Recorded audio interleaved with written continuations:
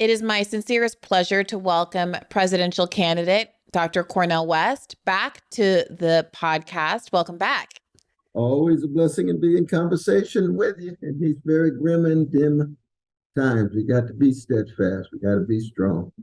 Yeah, so of course we're recording this just a few days on the Tuesday after the Hamas attack on Palestine and in Israel and the consequent fighting and retaliation. And we're going to get into that more in detail later in the episode. But I did want to first address some big kind of electoral political news that has come up with respect to your campaign. Since we last spoke, you've made the decision to no longer run on the Green Party ballot line, but to run as an independent. You recently did an excellent interview with Sabby Sab, so I don't want to rehash too much of it there, but I did want to pick up on this thing that you told her about why you're choosing to run no longer as a Green, that you felt somewhat encumbered by some of the kind of technical obligations that earning the Green Party endorsement would ask of you, which included a number of internal debates. Is that right, to secure the nomination? Absolutely. Among the Green Party presidential candidates themselves, as well as a number of different events that, quite understandably, is the case. A number of events you have to attend in order to be part and parcel of the process. That's right. And you said there were web seminars. I mean, I think one of the questions that people have is, having announced initially running with the Movement for a People's Party, and then pivoting to Green, there was this question of, well, I understand the choice, but what kind of thought process was going into this a priori that got you in a situation where you couldn't have anticipated some of the backlash around NPP? And I think now some people might be wondering, when you talked about running on the Green Party ticket, didn't you anticipate that this was going to be a nomination process? And what has changed between then and that decision making, and now where you no longer feel like you have the bandwidth to jump through the internal hoops that are required to run as a Green Party candidate?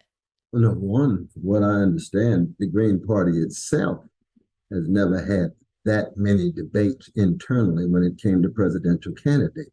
So they themselves have escalated in that regard. And, understandably so, that's the way they want to be able to proceed. But secondly, there's also the issue of when you have limited time, limited resources, that if you want to go straight to the people, as opposed to internal party activities and events and so forth, you do have to make a choice. And there's the pros and cons. Brother Peter brought me the pros and he brought me the cons, and I made the decision.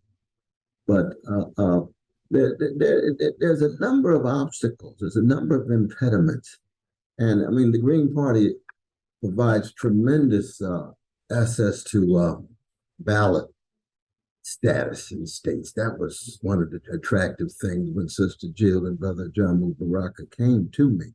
You got 18 right away. There's a chance you could move quickly to 33 and 34. And you said, my God, that's serious business. But then you begin to look at some of the negative sides of this thing, and all of the different kinds of tensions and strife, not just within the party, but across party and campaign. It became, I can't go into all the details right now. Someday somebody will write a book about it, I'm sure.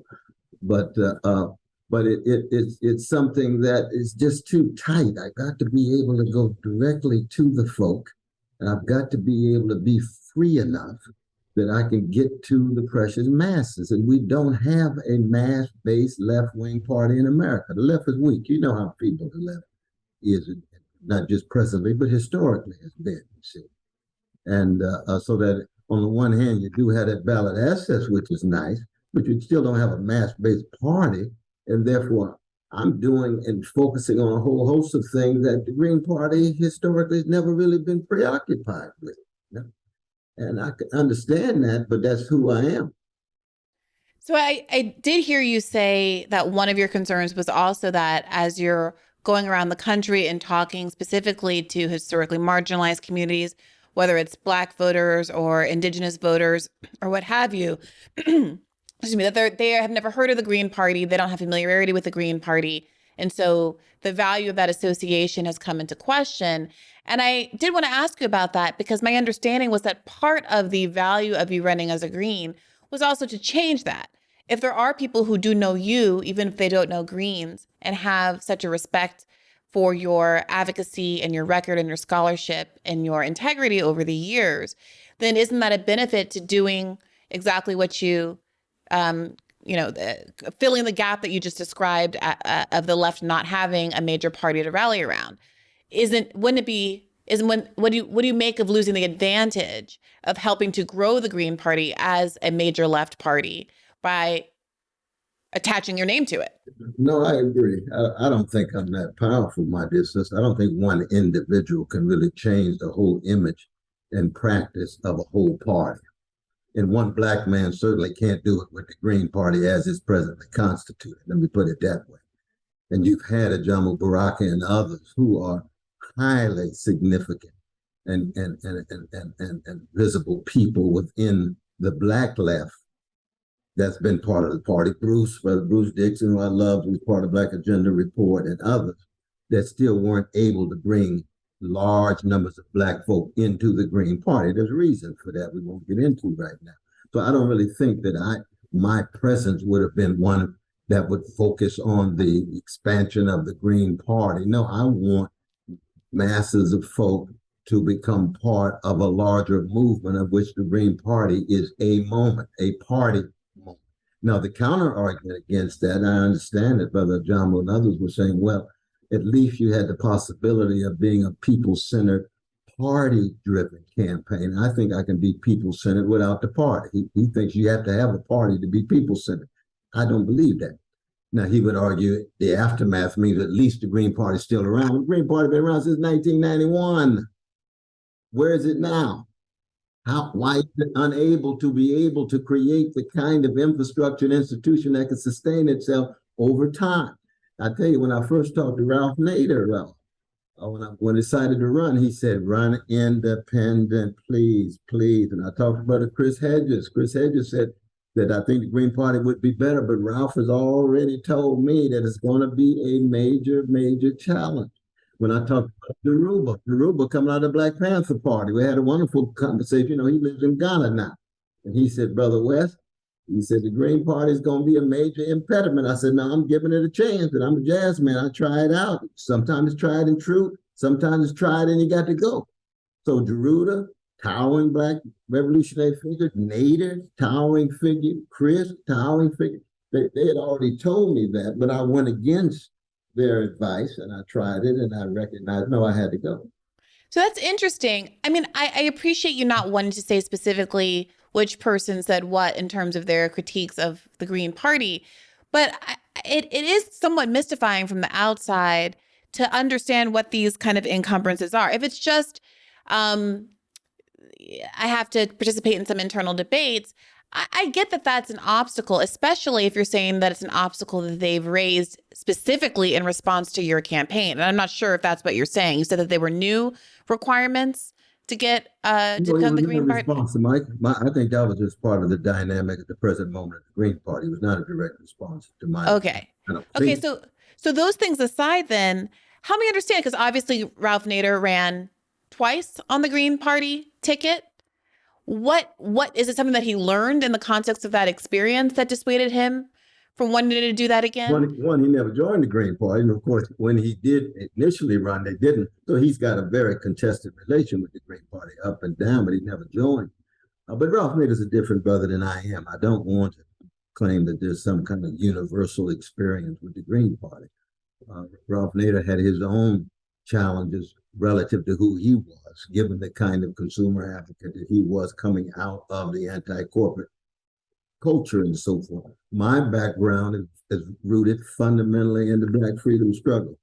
That's where I come from. That's what has shaped and molded me. And the socialist struggle, both at the same time.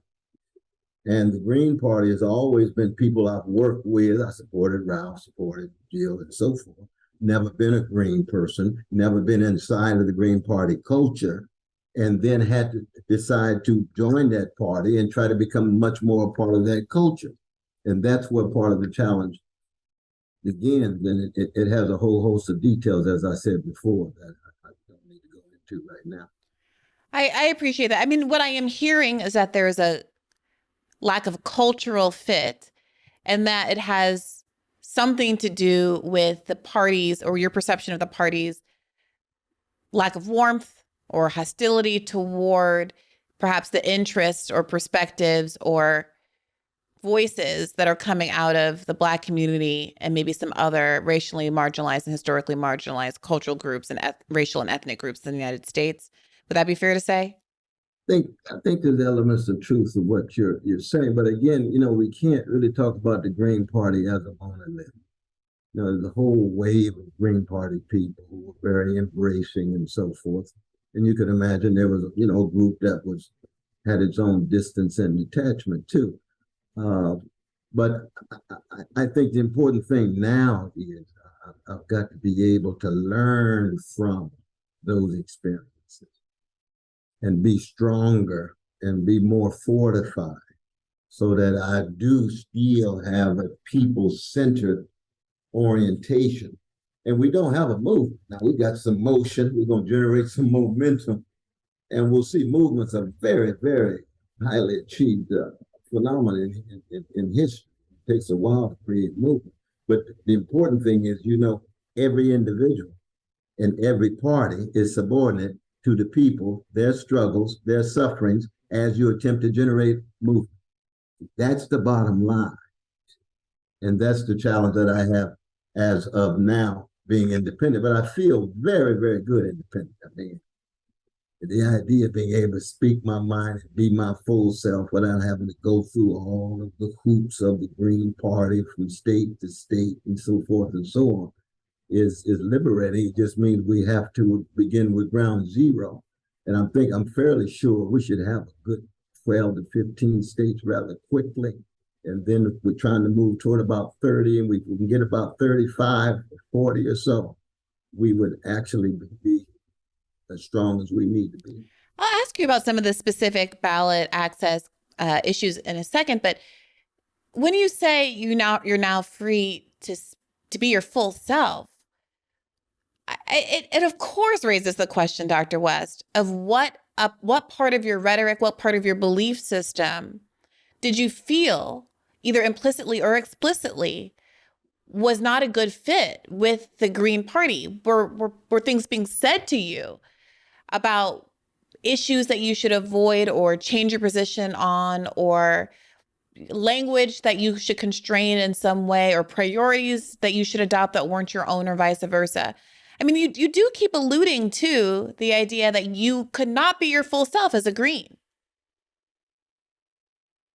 Well, it's just that the Green Party has never put the Black freedom struggle at the center of their program. That's just a fact. That's a fact. And you got some pushback about your choice to do so from the party? I wouldn't say I got pushback. I would say that one picks up by intuition the fact that you're in a context that has significant overlap, but it's different than what you're used to doing and used to being. And the same is true in terms of the socialist traditions that I'm a part of. You see, that the Green Party has magnificent slice and large numbers of socialists in the organization, but it's not centered on class struggle at all. It's got a much broader conception of what it is to engage in activism vis-a-vis ecological catastrophe.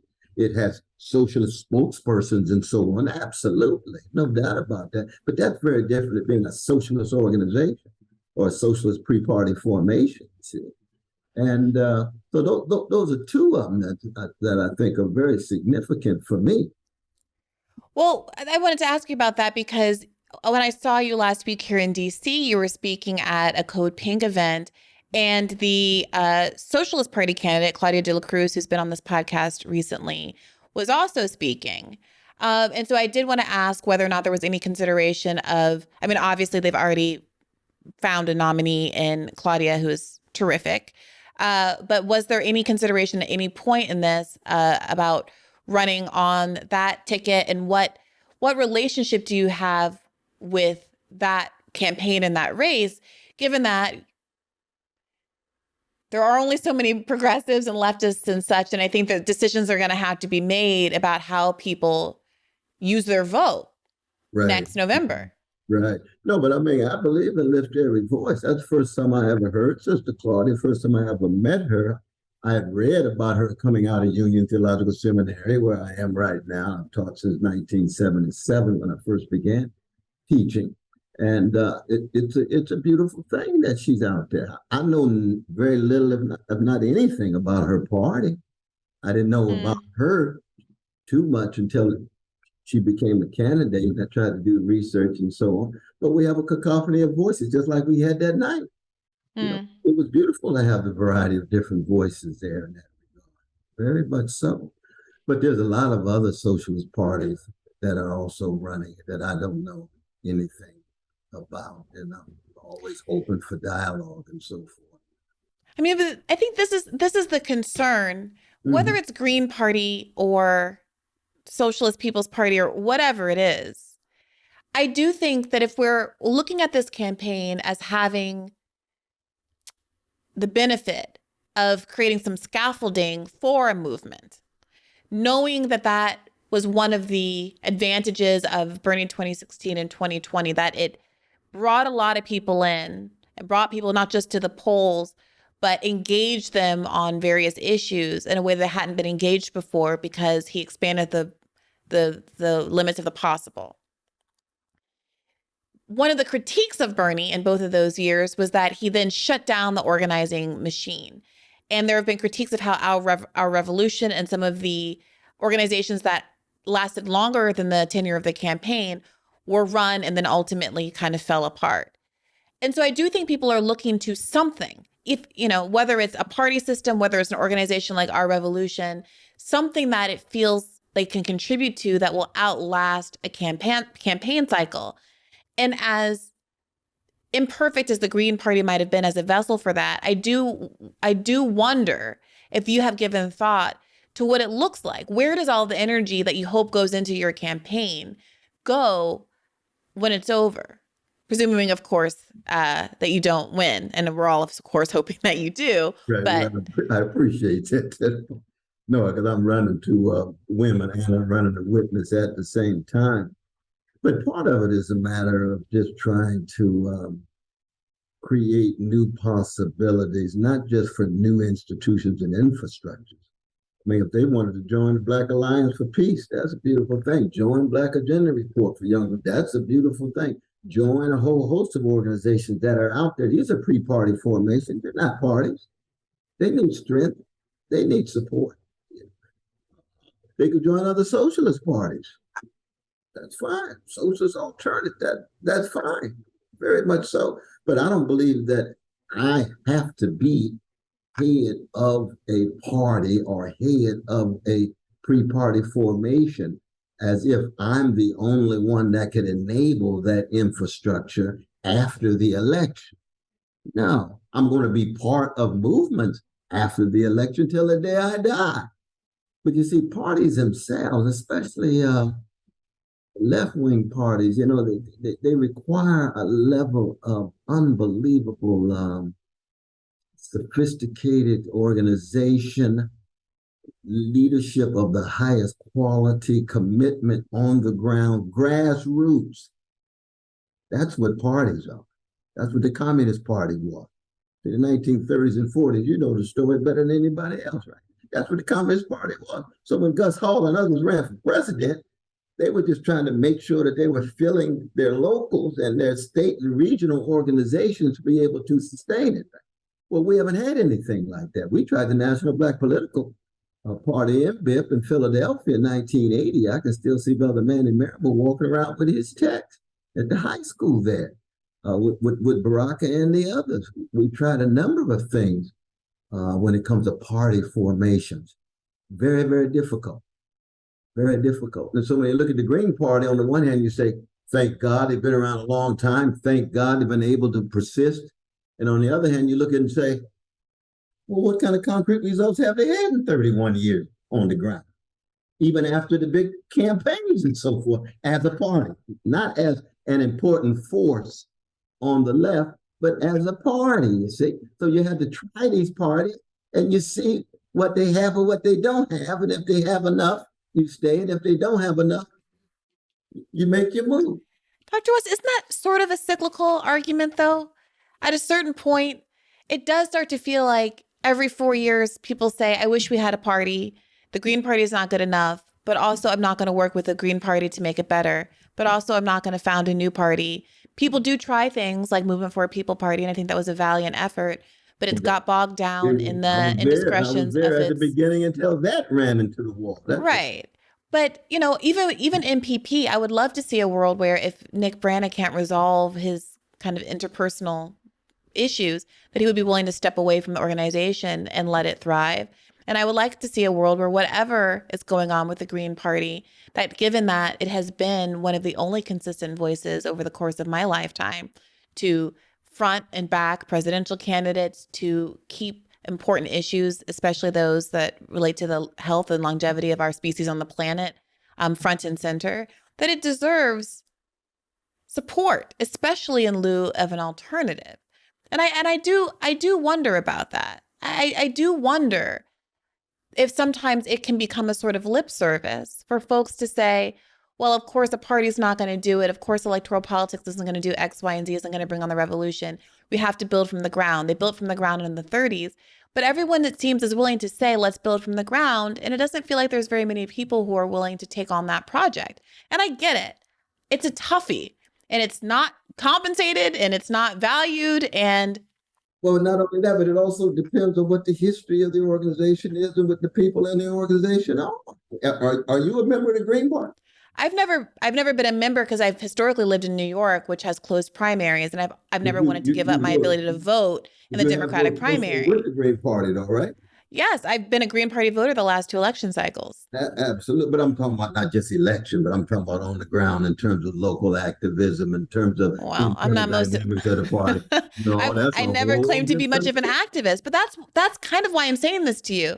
Like I relate, like I get it. I get that it's hard. I'm saying this from my like personal perspective, but also running a presidential campaign is hard.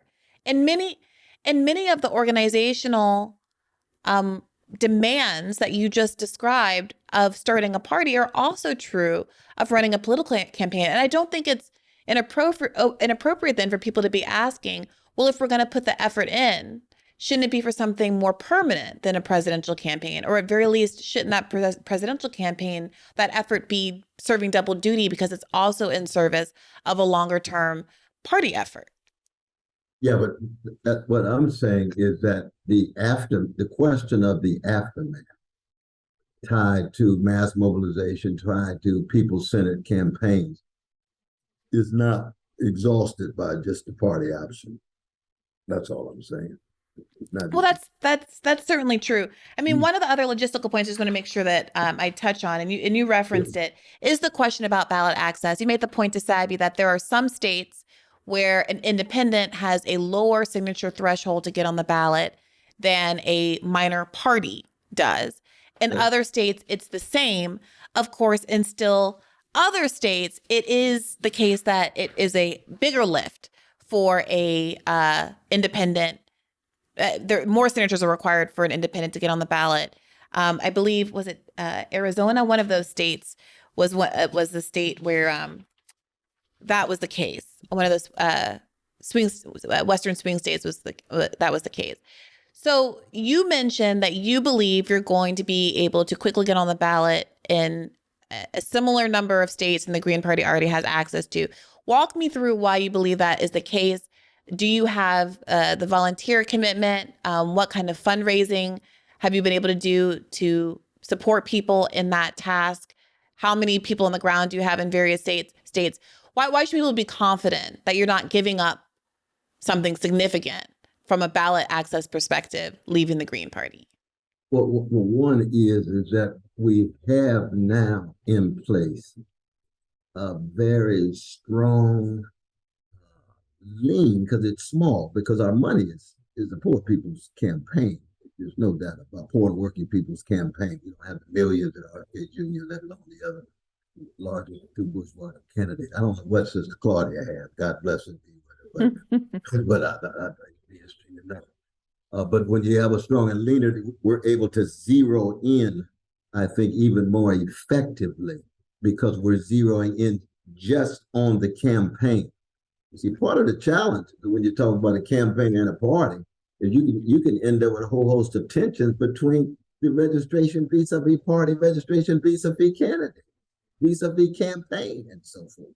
Now it's just campaign, and we have very, very, magnificent folk in place, and we're fairly sure that by at least February, because you see, most of these states, you don't even have to begin until January, because January itself is the starting point.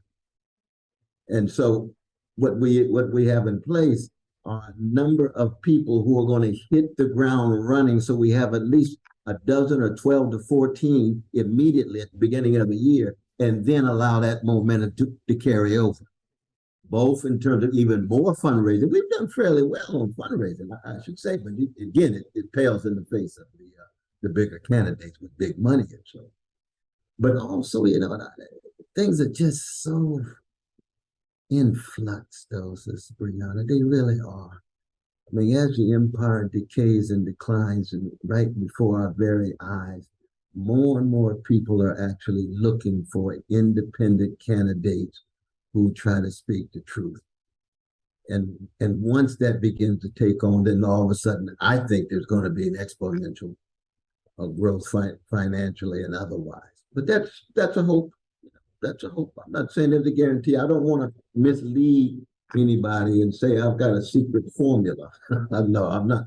I'm too honest for that. I'm too honest. Well, look, you're certainly right about the public appetite for independent candidates. Specifically, there was a poll we discussed on Rising last week that indicated that an independent, I think a generic independent, stood to enter the race at around, I think, the mid-teens percentage of the vote, compared to, I think, 2% for Green and 3% for Libertarian. So certainly it is the case that there are a bunch of people with amorphously defined politics that know they're not a Green and they know they're not a Libertarian, but they might like you or they might like an RFK Jr. Style of figure. So I certainly see there being some political advantage there.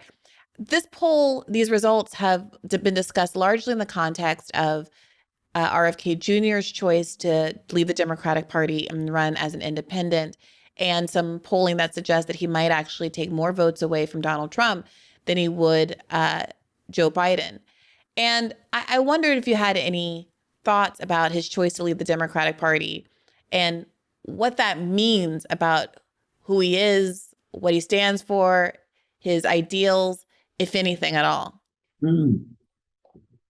Yeah, the jazz man, I want everybody to be true to themselves. And if Brother RFK Jr. believes to be true to himself means he wants to break from his long family connection to the Democratic Party, going all the way back to John Fitzgerald, the mayor of Boston in the early 1900s. That's a heavy move. That's courageous. I salute the brother. Even given all of my deep disagreements with him and what have you, that I think if that's what he really believes and that's what leads him based on his convictions to do, then he ought to do it. Maybe he ought to do it. I look forward to getting a chance to talk with him and so forth. I can learn some things from him. He probably can learn some things from me as two independent figures in that regard, but he's got to be strong. I think he should have Secret Service. I think it's a shame that Biden doesn't give him Secret Service. He ought to have that. So there's a number of things that I would say in his defense, but he's just a very different kind of candidate than I am. I mean, good God, his priorities when it comes to a whole host of things are very different, but we agree about corporate domination of the economy. We agree about the corporate domination of electoral politics. There's no doubt about it. Very much so. I think part of what's confusing is that even when he was running as a Democrat, he did make this sort of one toe in, one toe out critique of U.S. empire and of the corporate duopoly, while still very proudly emblazoning on his website that he was a Kennedy Democrat, that I'm a Democrat, that I'm proud to be a Democrat. And we've seen, I think, through the Bernie runs, what comes when you're not willing really full-throatedly to make the critique of the party that you're a part of. We see that now, I would argue, with Bernie's endorsement of Joe Biden the day he announced, And I think that you also see it in some of the statement that he made in response to the conflict in Israel-Palestine, which we'll get to momentarily. Mhm. And I was always skeptical, even though I liked many of the anti-corruption things that RFK Jr. said, of Absolutely. his willingness to really follow through if he was still clinging to the Democratic Party in that regard. And now what he's saying as he's leaving the Democratic Party, the comments that he's made in the last couple of weeks about how unfair the party has been to him and the like, there's a part of me that's like, well, duh. We could have told you that. So how sophisticated can your analysis really be? How much fortitude can you have to withstand all that will come against you if you really mean it when you say you're going to work against the corporate duopoly, if you hadn't even really thought that aspect of it through? And so I wondered if you had any thoughts, I don't know, because just watching him as an outsider, or because of your personal relationship, or because of your how you perceived how the Bernie campaigns went and ended, and where the movement ended, what your critique would be of someone who persisted up into this stage in working within the Democratic Party, and what you see the battle as being going forward, as you're both now independent candidates, technically in name, but I would argue making very different claims about what your goals are with respect to ending U.S. empire and the corporate duopoly. Yeah, I mean, I can't read my brother's soul, so it's hard to know what's going on inside of him. I do think there's certain non-rational elements that work in him, as well as you and myself and everybody else, tied to family, tied to tradition, tied to his conception of himself vis-a-vis his uncle and his father. I mean, you got two of the exemplary icons of the Democratic Party in your own family. It's going to be very different for him to break than the black man like me who looked at the Democratic Party for the last 150 years and seen it tied to the Ku Klux Klan on the one hand and FDR on the other. And FDR progressive, but he couldn't push through a Social Security that included domestic maids, mainly black sisters, including my grandmother, or agricultural laborers like my grandfather. So that was deeply white supremacist, even when it was progressive. The white supremacy's always been shot through both parties. In fact, white supremacy's actually shot through all the parties. Let's just be honest about it. Even the so-called progressive party, they got some white supremacy, believe you me, because it's American. That's not a put down, that's a description. We're just being honest in that regard. So that I don't know what's going on inside my brother, but it was a courageous move. I think he was authentic and sincere. I think he really had a dark struggle inside of him, a dark night of the soul, as it were. And he's coming out swinging, but he's still tied to Trump, tax cuts for corporations, free market capitalism, supporting of Israeli apartheid. I mean, there's so many different aspects of the brother that strike me as just so far removed from what we need now as not just progressives in the generic sense, but as just forces of good that are fundamentally tied to poor and working people first and foremost. I don't care if they're on the West Bank. I don't care if they're in Chicago. I don't care if they're poor whites in Kentucky. I don't care if they're in barrios in East Los Angeles. There's got to be a consistency. And there is, I think, a lot of inconsistency in brother's vision, his policies, and so forth. I mean, specifically, he came out today, I think in the context of saying some stuff about, well, maybe it wasn't Israel-Palestine related. Maybe it was just about his announcement as an independent, talking about how because he's not captured by corporations, he's an independent candidate, that he's not able to be bought and sold. So leaving the party of my, my family is very, very difficult for me. But it was a choice that I didn't feel I had a choice about. And I think it's the right thing right now because we're seeing that it's the same corporate donors that control both of the parties. They have, and the parties are in paralysis. They cannot, within that party system, they're locked in this war with each other, and the polarization, the name calling. They're polarizing the American public, and we need a strategy for unity. We need a strategy for bringing people together. And what I found traveling the country is that there's much more, even among the most extreme Democrats and Republicans, there's still more that we have in common than the issues that are being used to drive us apart. Everybody wants a clean environment. Everybody wants to take care of our veterans. Everybody wants our kids to have a good education.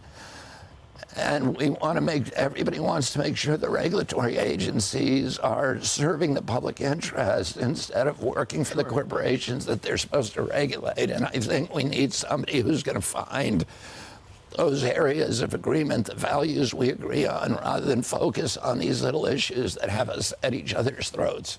And it's confusing to me and frustrating to me because I think he's confusing the message.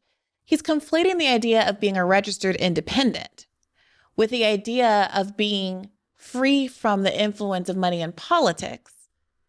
And the latter, I believe, comes from not taking corporate money, which is not something that he has pledged.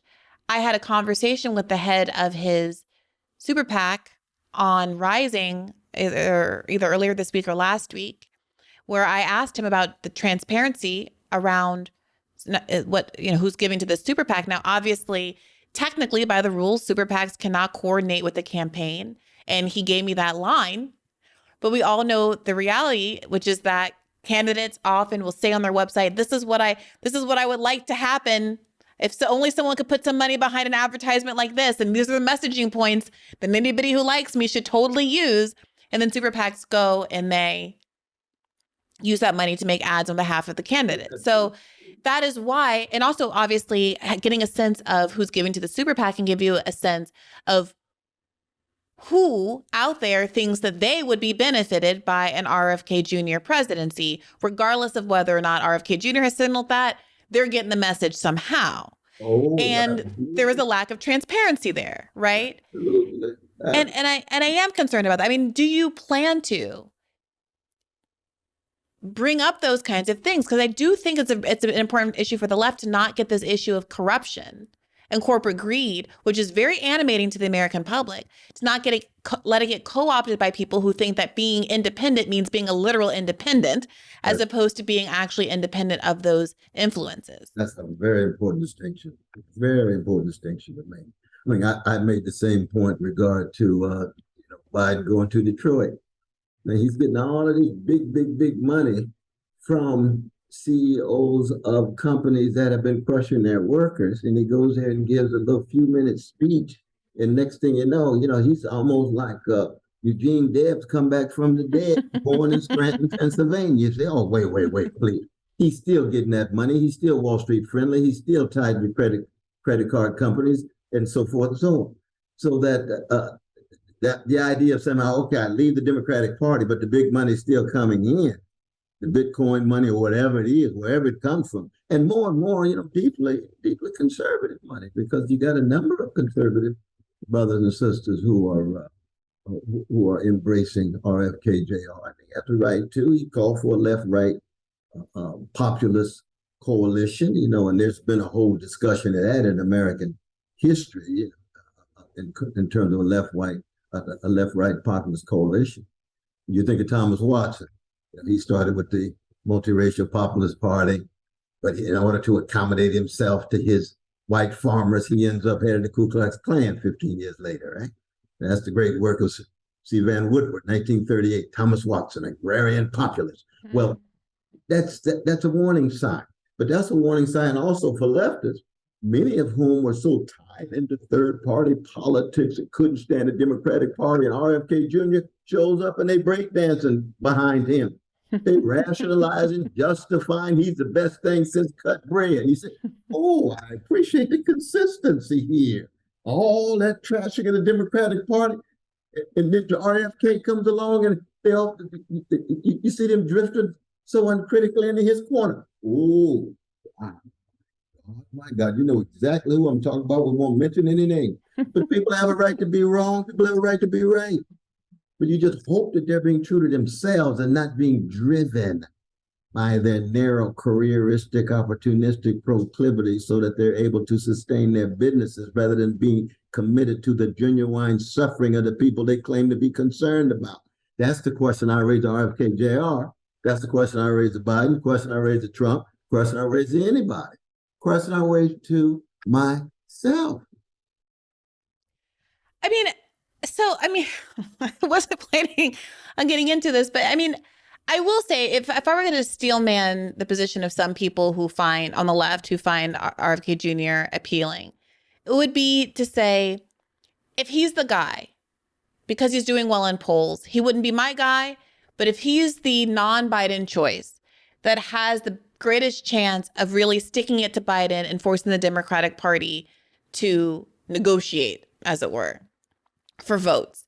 If RFK Jr. is the one with the greatest likelihood of getting 19% of the vote in an unprecedented third-party vote and forces Joe Biden to actually do the things that he promised, whether it's to finally pass, get rid of the filibuster, pass the PRO Act, cancel student debt, raise the minimum wage, whatever, then I'll go ahead and throw my lot in with him.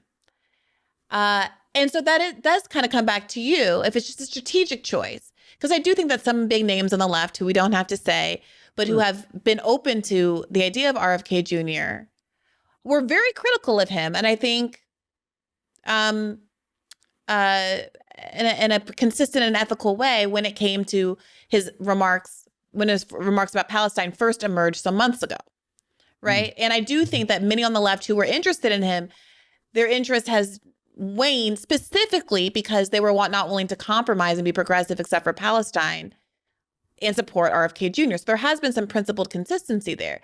But then what do you say to folks who say, I don't care for him that much. I'm disappointed in his view on Palestine, especially now in the wake of this recent violence, but he's more likely to run up the score against Biden, so I'm going to vote for him.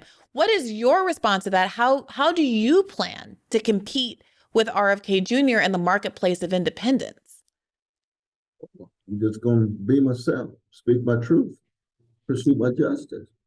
I don't have any kind of Machiavellian strategy that I'm trying to deploy in order to displace him or anything else. I want him to raise his voice as strong as he can. I'm going to raise my voice as strong as I can. And I'm thoroughly convinced that my voice, my vision, what I have to say, my focus, and my consistency over 50 years will speak much, much louder than he is. That's all you can do. Is it all you can do, Dr. West? Because I'm sitting here as a comms woman thinking, well, I would never advocate for someone to adopt a policy position or a public position, obviously, that they don't already agree with. That's right. But I do think that emphasizing various parts of your platform, which you have a new platform out, we shouldn't skip past that, which is excellent, and people should look at it in full. It is an embodiment of not just the Bernie platform, but it exceeds it in many ways in terms of calling for an even higher minimum wage, reparations, and the like. But emphasizing certain aspects of what you stand for, knowing that's where there's a public appetite, and that's what's drawing attention, and that's what people are prioritizing politically at the moment, I think is, of course, savvy. So this question of, are you going to draw distinctions between yourself and RFK Jr. on the basis of your funding sources, or on the basis of your commitment sincerely to being anti-imperialist candidates as opposed to anti-imperialist about Ukraine, but not anti-imperialist about Israel? Are you going to draw these distinctions about how he clearly doesn't understand the depth of the tentacles of the war machine or the military-industrial complex or the bipartisan blob if he for so long clung to the idea of the identity as a Democrat? Are you going to are you going to ask him affirmatively to come and make a stand on what he plans to do about the healthcare crisis or inflation or some of these other things that are motivating voters at the moment and causing so much frustration with Joe Biden? I mean, I think these are questions people want to know, not just because they are hopeful that you will win and they think it's strategically beneficial from you, but also because they're traumatized by watching Bernie Sanders in 2020 stand on that debate stage with Joe Biden in his last shot as COVID descended on the country and not fighting, not calling him out as a corrupt individual the way that he did Hillary Clinton back in 2016, saying on stage that he thought that Joe Biden would be a fine and competent president. Yeah, but I think my answer to your question is yes. I do all those things as part of what it means to be true to myself and to speak what's inside of me and to be a fighter and a warrior that I've always been. Since when have I been hesitant? I've been silent. I've been reluctant to call people out if I see a certain immoral rot at the center of their vision or a cowardliness in terms of their actions and so forth. That's true at Harvard presidents, as you know, your Harvard experience. That's true for Obama. That's true for anybody else. So if people are wondering, well, Bernie just didn't fight the way he should. Well, that's Bernie. I'm not Bernie Sanders. I've never been Bernie Sanders. I don't know of instances where I've actually believed something deeply about a person or an institution or a system where I didn't speak my mind. That's why Palestine is so important. I don't care what the context is. I don't care what the cost is. If something I believe in, I pursue it.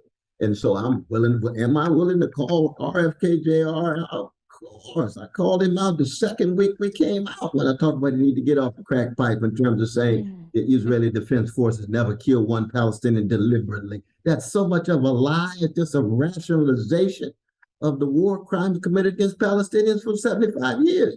And that's a moral indignation. That's a righteous indignation that I've always had. So I have no problem in contesting, questioning, or calling people out in ways that maybe Bernie did less so, or others might do less so. No, I don't have any problem with that at all. What I will not do, as you imagine, is I won't demonize people. I don't believe in demonizing people. I can have intense disagreement with RFK Jr. or Bernie or anybody else without trying to argue that somehow they are, the satanic figures who somehow have no slice of humanity and are worthy of being crushed like cockroaches. You see, that's the kind of discourse that I'm wholeheartedly against. That's what I see Trump doing all the time. That's part of his gangster activity. And it is actually, in many ways, successful for Trump and the others. But I don't do it. I don't care what kind of success it might generate. That's not me. I'm not going. I'm gonna be true to who I am.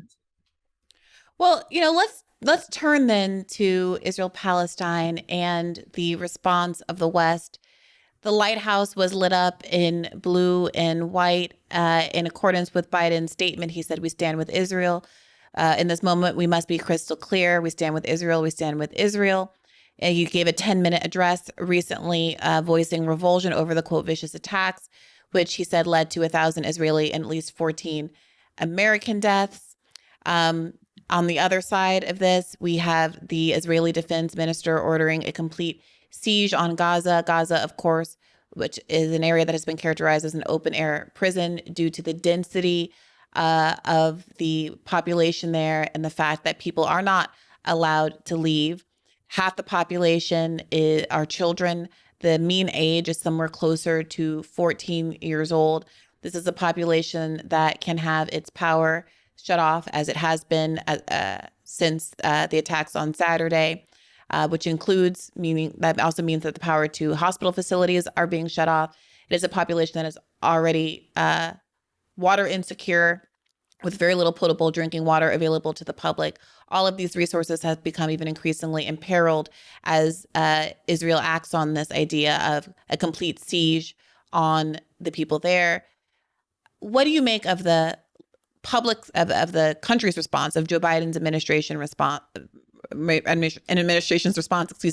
then I want to move on to talking about how the leftists responded. Mm-hmm. Well, I mean, one is that because I proceed on the notion that a Palestinian baby has exactly the same value as an Israeli baby or any other human baby, it means that I look at the world in qualitatively different lens than Biden, RFK Jr., U.S. Congress, corporate media, and all the other figures and forces that will tell lies about Palestinian humanity and Palestinian resilience. So that Biden can't say a word about a Palestinian American who's killed by the Israeli Defense Forces, but he's deeply upset with Jewish Americans who get killed. Both groups have the same value in terms of their human significance. he can't say a word about the terror and war crimes of 75 years against Palestinian brothers and sisters that sets the context for Hamas and Jihad responding. He can't say a word about that and act as if Hamas and Jihad are, what was the language he used? The evil, they were demons. Animals, something about, wait a minute. No, that was the IDF one who called them right. animals. But at least they're being honest. They're being honest. That's the level of racist hatred they have for Palestinian brothers. It's like they've had that hatred of Black people or indigenous people, you see. So at least they're being honest about it, but it's pathetic because the lens through which they view it are so truncated and so tribalistic and so deeply even white supremacists in its acknowledgement of, oh, these particular human beings we're deeply concerned about because they're part of our tribe. But for 75 years, ethnic cleansing, detention, crushing of houses, collective punishment over and over again. Now, Hamas did take the form of a resistance against a vicious Israeli occupation that was tied to collective punishment. I'm against collective punishment of any sort. I'm against killing of any innocent life. Which is a war crime under international law, of course. Absolutely. But as is, of course, the killing of the Israeli civilians. Absolutely. And those are war crimes, but I don't start with those war crimes. You see, I condemn, that's why you saw my statement, right? The first thing I would do is in the vicious Israeli occupation, which is the very root of the crisis. It's true that you stop the killing of innocent people, no matter what, no matter who they are. You see, because some of my leftist comrades say, well, Brother West got a both sides view now because he's concerned with the humanity of Jews and the humanity of Palestinians. I said, you're absolutely right. I'm always concerned about the humanity of precious Jewish brothers and sisters and precious Palestinians. But I understand the fact that 75 years of war crimes and barbaric treatment of Palestinians creates a backdrop in which you end up with a group that responds to collective punishment by giving collective punishment, that responds to terrorists by being terrorists. But it's from the bottom, but it's still morally wrong. I don't justify that. I don't rationalize ever killing an innocent person. I'm not a pacifist like Brother Martin King and Desmond Tutu and others. I believe combatants, military combatants can engage in war and property can be attacked, but not innocent people, no matter who they are. But what you get with Biden all of a sudden now is this very clear enabling of a genocidal assault on precious human beings, Palestinian brothers and sisters in Gaza. And this is coming from a Jewish people that say, never again, never again, never again. But that's exactly what's going on, and Biden enables that. That's why I wrote in my note, the U.S. government, the Israeli government has blood on its hands in terms of what they've been doing to Palestinians for so long, and then Hamas and Jihad have blood on their hands as a response to that vicious occupation by killing innocent people. That's a moral question, but politically, we still have to keep the focus on ending the occupation and acknowledging that Palestinian dignity has the same value as any other human dignity. Palestinian self-determination has the same value as Palestinian self-determination. And I don't think you're getting that among most of the presidential candidates. Do you think, you made an initial statement on the 7th, and then you followed up with another statement on October 8th. And I do recall that there did seem to be some backlash from the left about your first statement, perhaps because it did not seem to include, that tweet did not include any reference to the ongoing occupation. Oh, no, to set nothing in that first. Well, I'll read it out loud. Let me just. It says vicious Israeli occupation. The escalation of the barbaric violence in the Middle East must stop. The vicious Israeli occupation and the ugly Palestinian retaliation result in the killing of precious innocent people on both sides. We must have a lasting peace based on justice. Right. So in fairness, I think what people were responding to was, it's not that there's a reference to occupation, obviously, but Right. setting it up as a motivator of the violence, not a justifier of the violence, but characterizing this as a sanctioned under international law act of resistance outside of the targeting of civilians, which of course is a violation of international law. And when I look at some of the comments to that, it seemed to be people who are articulating a desire to know from you, or to hear from you, that you understood the origin, as you obviously do, of the violence as being rooted in the conditions, the ongoing 70-odd year conditions of Palestinians, and specifically in Gaza. So if I look, it's like Danny Haifong tweeted, Dr. West, my friend, the Palestinians have the right to resist occupation with armed struggle. This is codified under international law. Calling the right to end occupation ugly or retaliation is dangerous and wrong. But you can see how wrong our sister is, God bless her, because international law does not say that any group has the right to kill innocent people. That's true. That's true. But but I don't know if Danny is saying that either, right? I agree. No, but she said right to resist. I'm not saying they don't have a right to resist. I've been part of Palestinian resistance for 45 years with Edward Said and others. I mean, and people have take time to kind of find some of these things out. My God, BDS, struggle at Harvard, right to resist. No, all I've ever said is that, and it's not even a matter of international law, because I don't, on one level, whatever international law says, that's not my source. I don't think it's right to kill innocent people no matter who they are, and I don't give a damn what international law says, because international law can be used a variety of different ways, and it doesn't have the last word with me. I'm glad it does say that. I'm glad it does. But yeah, it is useful, right? It is very useful, but it's a moral question. Morality is not reducible to legality ever, at least for somebody like me. So I would just say to my dear sister, once we understand that we both agree that Palestinian resistance must be supported under all conditions to the degree to which it does not lead toward the massacre of innocent people, innocent Jews or anybody else. That's a moral question. Because as you know, I mean, part of the challenge of Hamas is also what? They've got internal struggles within the Palestinian community itself in terms of mistreating other Palestinians. They've got challenges in terms of their own theocracy and theocratic sensibilities and patriarchy and all those sorts of things. So I stand with Palestinian resistance.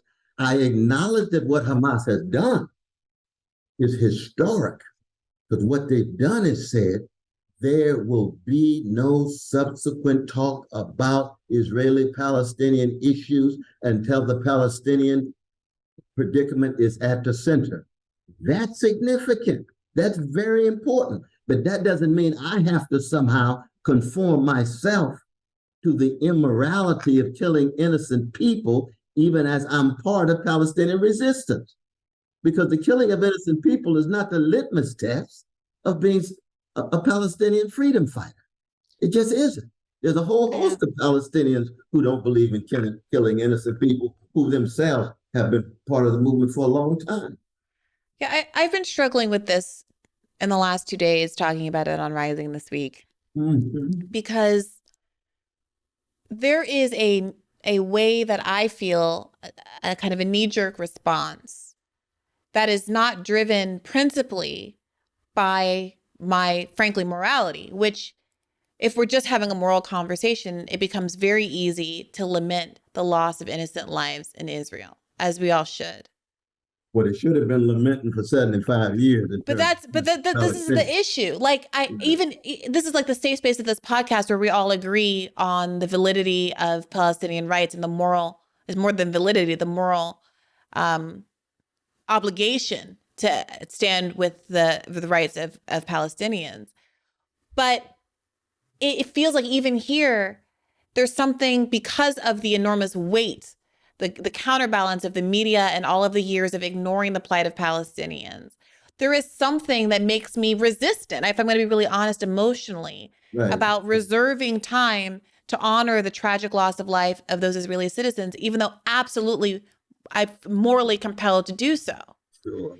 And when you're in a media space where you don't have unlimited time or even an hour like we have here, there is this pull that I feel to use all the time that I have to advocate for Palestinians' rights and interests and values in a way that I feel somehow it diminishes me in some ways when I don't feel like I'm reserving enough moral space for a loss of life. And it's very uncomfortable for me, and I'm struggling with how to manage that. At the same time, there's this other thing that I'm wrestling with, which is this kind of pat statement of kind of violence is not the answer. I'm with you. I'm also not a pacifist. I resent the idea that revolutionary claims from some people are validated. What was it? James Baldwin, who says, give me freedom or give me death. When a white man says it, it's considered to be a valiant revolutionary claim. And when a black man says it, it's something scary and to be put down. That's right. That's right. You know, I can't help but, think about analogies to my own experience and my own heritage. Right. And think about, I hear people will talk about the Haitian Revolution and be like, oh, boo-hoo, they killed all these white people. You mean they're oppressors? You mean they're enslavers? In a way that we never talk about, oh, boo-hoo, they killed British soldiers in the context of the Revolutionary War. Or, oh no, you killed Nazis in the context of World War II. And obviously, I fully agree with the idea that international law provides for, that in the context of war, there should be every effort made to not kill civilians. It's horrible. And I wish we didn't have to have these wars in the first place. And in many cases, they were very avoidable. I would argue that this conflict here was extremely avoidable. But there's something in me, I'm just trying to be emotionally honest here, that bristles at the idea that we're only talking about the horror of collateral damage in war in a way that seems to be weaponized against validating the underlying resistance claims of the Palestinian people. Mm-hmm. Yeah, but see, let's just bring it home to black folk. Sure. Nat Turner killed 55 white brothers and sisters, most of whom were just in the community. They weren't slave holders. They were beneficiaries of a barbaric white supremacist system. And there's been rich debates in the black intellectual tradition. Was Nat Turner justified in killing those children? Was he justified in killing those old white sisters? And I've always said no. But Nat Turner is still somebody I identify with in terms of his spirit of resistance, because you can have the spirit of resistance against combatants, spirit of resistance against the system, spirit of resistance against property, like Spirit of the Nation of Nelson Mandela in South Africa, right? But no, because the problem is, see, once you unleash that kind of violence, then it takes on a life and logic of its own. The next thing you know, Nat Turner gonna be killing other black folk who don't agree with him. Next thing you know, you're going to have the revolutionary vanguard killing their best friends, Stalin killing Trotsky. We can go on and on Robert Steele killing his friends. It takes on a life and logic of its own if all of morality is thrown out. So we can have a critique of Nat Turner in terms of, which same would be true with John Brown, right? John Brown, a white brother in the name of black people killing some innocent white children. John, I love your spirit of resistance, brother. You don't need to kill little Johnny just because he's a white son of a vicious slave owner. Little Johnny's got his own human significance. Let's preserve some morality and humanity in this thing. And so it is for Hamas, and so it is for any revolutionary vanguard who is part and parcel of the collective resistance. When I was working with the Black Panther Party, if they had any debates about killing innocent white folk, which they never did for the most part, but if they did, I would be consistent. I said, no, we're fighting this system, and we got self-defense, and we're going to defend our people, we're going to defend our community, but we're not going to stoop into the gutter of immorality. But I do think that's a little bit of a different thing, right? The deliberate killing of people who are known to be innocent, namely, in this case, children are the easy example. Right, that's right. is a different thing than the way that collateral, like actual, let's say dropping a bomb from above, is characterized when one side does it versus the other. So we have these conversations where Hamas, targeted, random civilians at a concert. At the music festival. At a music festival, which is uncontroversially, well, it shouldn't be controversially horrible. And people have raised the idea that, there were probably people at that concert who were progressive-minded Israelis who at times have gone to a pro-Palestinian march and voted in the ways and that would be beneficial to their interests and all of those kinds of things. And what a horrible misdirection of legitimate rage, right? Right. But there is also this other thing that's happening where, as you well know, the response from Israel is level Gaza, it's saying genocidal, you should leave knowing they can't leave. Targeting, but it's the continuity and an extension of what they've been doing all this time anyway. That's the bad thing about it.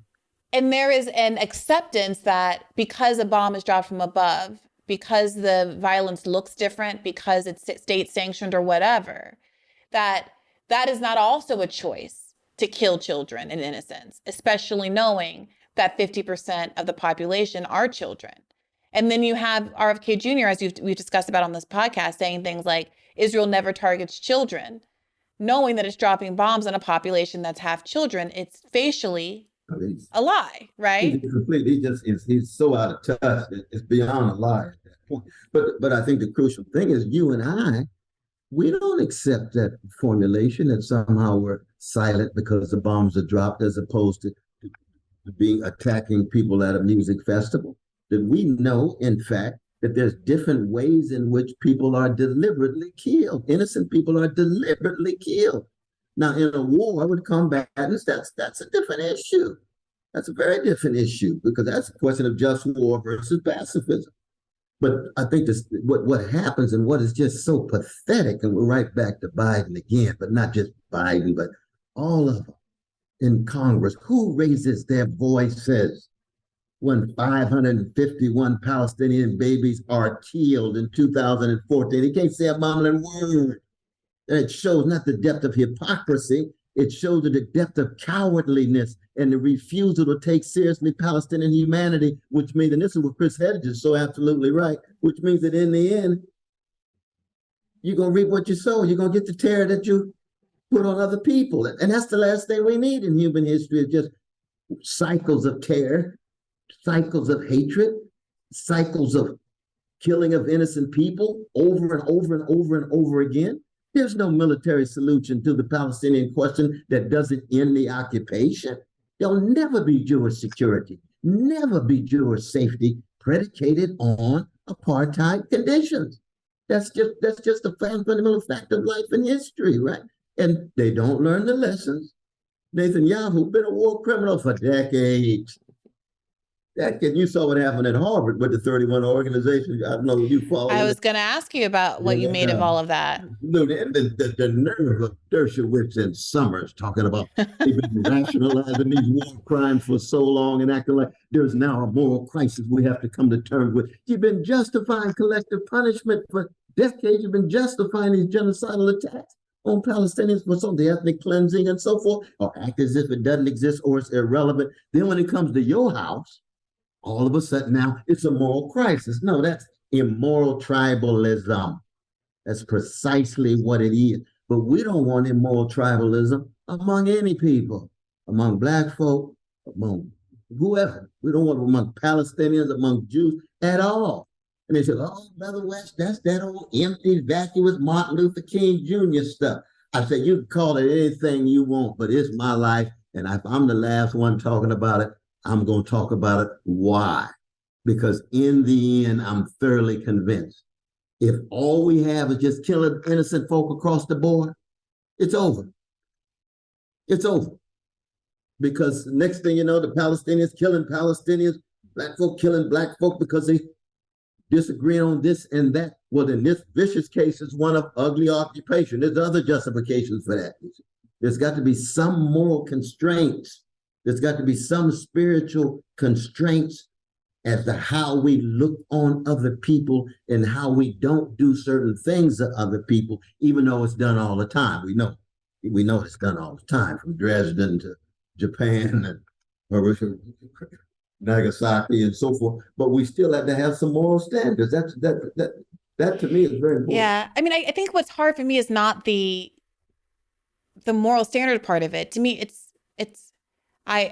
I said this on Rising this morning. I would love, frankly, to have the space to sit here for 45 minutes and go through the names, pictures, and identities of all of the people, Israeli citizens who have died needlessly, and validate and give space to honoring their lives. It's a horrible tragedy, but what becomes a concern, but that's a long way of saying, like, I of course don't hesitate to condemn the taking of innocent lives, of civilian lives. Of course not.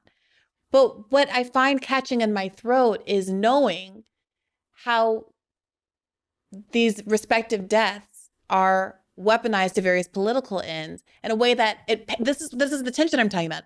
It's hurtful to feel like I can't make the moral affirmation that my morality demands because of certain other political demands.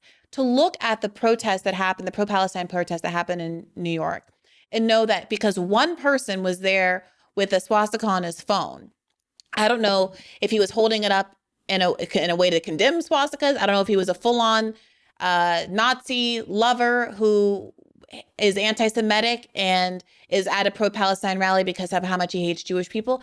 I don't know anything. But I know that the bulk of the people at that protest were standing there out of solidarity with Palestine against the occupation, and that the existence of that person is going to be used to diminish an entire cause. And so, yes, there was a part of me that has the instinct to say, oh, that wasn't really real. When what I really want to say in a vacuum where my ideas aren't going to get weaponized is, well, anti-Semitism is of course wrong. And if that guy was wrong, he was wrong. But you see how, like, right. There's almost like I don't want to open up too much of a door to admitting the bad things because I don't want them to be exploited against my bigger interests. I'm just I don't know. I'm treating as my psychologist. But weaponization is something that's always a possibility. Every march has some folk like that. Every gathering has some folk like that. Even, for example, the Harvard statement that you read, the 30 organizations, I was glad to see them raise their voice when they said that Israel was entirely responsible. As you know, my formulation would be Israel is primarily responsible, but the United States also has blood on its hands, and occupied Palestinians who choose to be in Hamas, who kill innocent people, they have their individual responsibility and blood on their hands within the context of a vicious occupation. So it's Israel primarily, United States as well, but then those individuals and organizations that say we're going to kill these innocent folk, they also have some blood. So I would have formulated that. Yeah. I have absolute statements. I mean, these are the ones weren't some of the law students. Absolute statements are always a bit of a trouble. Because as you know, I was faculty advisor to the Palestinian students at Harvard and other places, and we've always had our debates. They didn't always agree with me. Yeah. They didn't always agree, and rightfully so. I didn't always agree with them. But I speak my mind and they speak their mind. But you see the level of double standards that's just on steroids when they make that statement. And, even Sister Claudine, she gets viciously attacked by Summers and company. But when the Palestinian Americans are killed, when Palestinians are undergoing ethnic cleansing, not a mumbling word is normalized, is naturalized. That's what's pathetic. That's what I can't stand. Yeah. And so we're ending up now with a much broader debate about this, even though what's happening now in Gaza is just it reminds me of what Brother Chris Hedges put out in the Warsaw Ghetto. 400,000 Jews circled, viciously attacked, told to go somewhere, but there's nowhere to go. Yeah. And you say, my God, what is going on here? Where is the world? And Chris, you saw in his piece, he talks about that one survivor. And that one survivor was a hero, Palestinian fighters. Every year, they would bring roses to that Warsaw ghetto where those precious Jewish brothers and sisters had to fight those vicious Nazis trying to engage in genocidal assault.